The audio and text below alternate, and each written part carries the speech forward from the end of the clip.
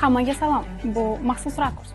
O'tgan haftada Toshkent davlatlar va hukumatlar rahbarlari, global investorlar hamda yirik moliyaviy institutlar uchun muhim muloqot maydoniga aylandi. 16-iyun kuni Prezident Shavkat Mirziyoyev bir qator oliy darajadagi uchrashuvlar o'tkazdi. Albaniya prezidenti Bayram Begay bilan muzokaralar chog'ida tomonlar hukumatlararo komissiya tuzish hamda turist portidan Janubiy Yevropa bozorlariga chiqish uchun logistika hubi sifatida foydalanish imkoniyatlarini o'rganishga kelishib oldi.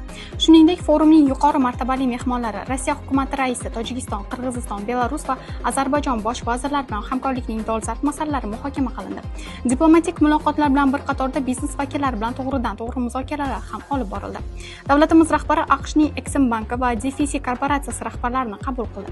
Uchrashuvda energetika sohasini modernizatsiya qilish loyihalarini jadallashtirish va qo'shma investitsiya platformasini ishga tushirish bo'yicha kelishuvga erishildi. O'zbekiston iqtisodiyotiga kiritgan investitsiyalari hajmi $1 milliard dan oshgan Amerikaning Air Product kompaniyasi bosh ijrochi direktori bilan ham uchrashuv bo'lib o'tdi.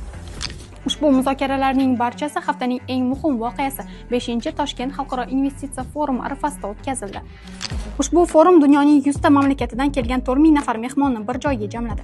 Prezident Shavkat Mirziyoyev forumning yalpi majlisida so'zga chiqib, so'nggi 5 yilda mamlakat iqtisodiyotiga $123 milliard investitsiya jalb etilganini, yil yakuniga qadar O'zbekiston yalpi ichki mahsuloti $180 milliard dan oshishini ta'kidladi. Toshkent xalqaro moliya markazini tashkil etib, uning rezidentlari uchun 50 yil muddatga nollik soliq stavkalari joriy etish, mashinasozlik va farmatsevtika sohalarida umumiy qiymati $30 milliard yangi loyihalar amalga oshirish rejalari e'lon qilindi.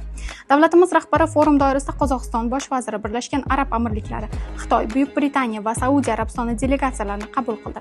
Shu kunning o'zida Germaniya Federativ Respublikasi prezidenti Frank-Walter Steinmeierning O'zbekistonga tashrifi doirasida tadbirlar bo'lib o'tdi.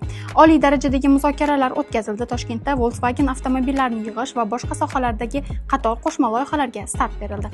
18-iyun kuni Prezident Shavkat Mirziyoyev raisligida o'tkazilgan xorijiy investorlar kengashining yalpi yig'ilishi forumning mantiqiy davomi bo'ldi.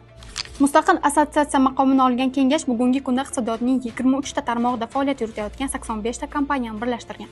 1 yil oldin ularning soni 54 ta edi. Kelib tushgan 120 ta taklif 7 ta ustuvor yo'nalishga birlashtirildi. Shu kunning o'zida davlatimiz rahbari Yevropa tiklanish va taraqqiyot banki prezidenti Odil Reno Basso bilan ham muzokaralar o'tkazdi. Birgalikda amalga oshirilayotgan loyihalar portfeli hajmi $7 milliard dan oshgan. Shuningdek, yangi taraqqiyot banki prezidenti Dilma Rousseff hamda Umon delegatsiyasi bilan uchrashuvlar bo'lib o'tdi. Davlatimiz rahbarining o'tgan ish haftasini shunda yakunlandi. Voqealardan doimiy xabardor bo'lish uchun Prezident matbuot xizmatining rasmiy sahifalariga obuna bo'ling. Hammaga xayr.